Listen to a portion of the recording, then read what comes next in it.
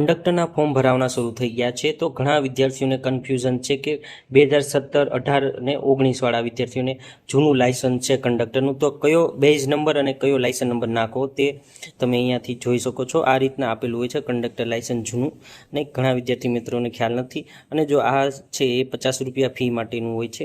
તો અહીંયાથી તમે જોઈ શકો છો કંડક્ટર લાયસન્સ નંબર.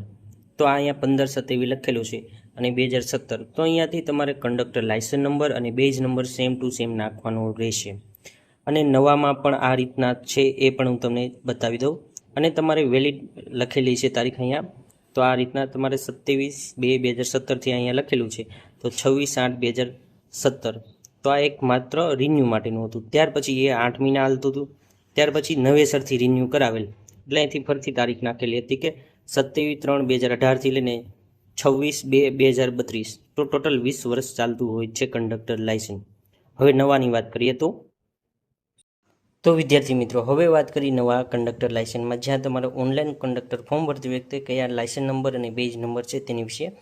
તો અહીંયાથી તમારો અહીંયા ફોટો હોય છે અને અહીંયા લાયસન્સ નંબર લખેલો હોય છે. તો આ તમામ સંપૂર્ણ તમારે ફિલઅપ કરવાનો છે.